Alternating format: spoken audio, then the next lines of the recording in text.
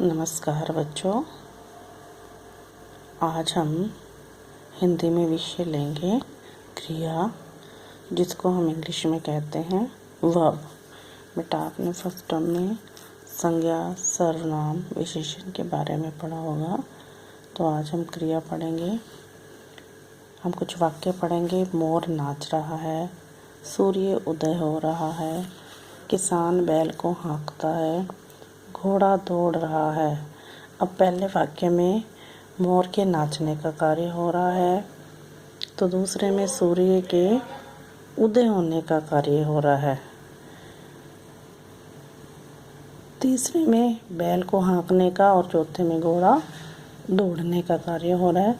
तो इन शब्दों के द्वारा तो इनसे हमें क्रिया की परिभाषा का पता चलता है कि जिस शब्द के द्वारा किसी कार्य के करने या होने का बोध होता है उसे क्रिया कहते हैं।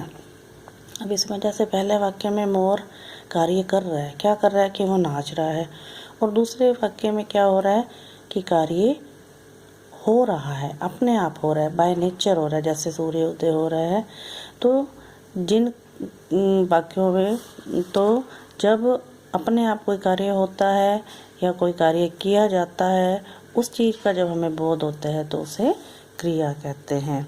अब धातु के बारे में पढ़ेंगे।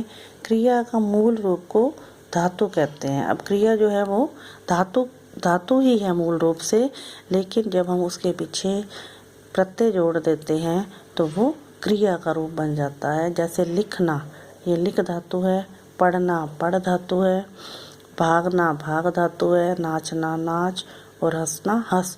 लेकिन जब हम इनके पीछे ना लगा देते हैं तो लिखना, पढ़ना, भागना, नाचना, हंसना आदि क्रिया के रूप बन जाते हैं। अब हम करेंगे क्रिया के प्रकार, क्रिया के भेद। अब क्रिया के भेद कर्म के आधार पर भी हैं और संरचना के आधार पर भी।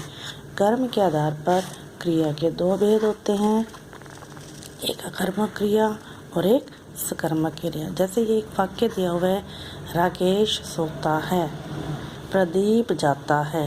अब पहले वाक्य में सोता है, ये हमें इसकी पूरी बात क्लियर हो रही है, स्पष्ट हो रही है कि राकेश सोता है। लेकिन दूसरे वाक्य में प्रदीप जाता है, इससे ये बात हमें स्पष्ट नहीं हो रही कि प्रदीप कहाँ जाता है।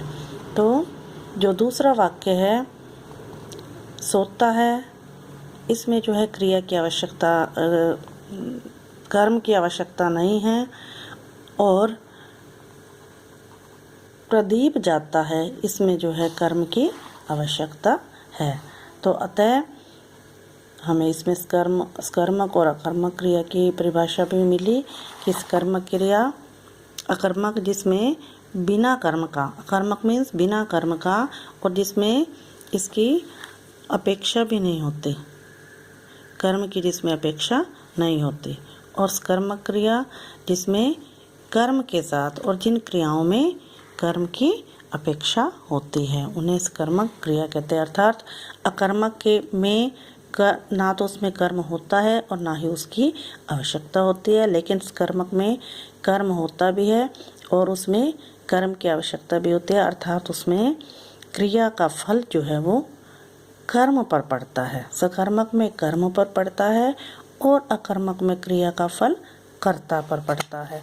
उसमें दो ही चीज़ें होती हैं, अकर्मक में एक कर्ता और एक क्रिया, जबकि सकर्मक में कर्ता भी होता है, क्रिया भी होती है और कर्म भी होता है।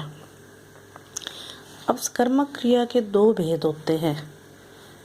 एक होता है एक कर्मक क्रिया, जैसा कि नाम से ही पता होता है, एक कर्मक एक कर्म, जिसमें एक कर्म होता है उसे हम सकर्मक क्रिया, एक कर्मक क्रिया कहते हैं। जैसे उसने कविता लिखी, इसमें कर्म क्या है?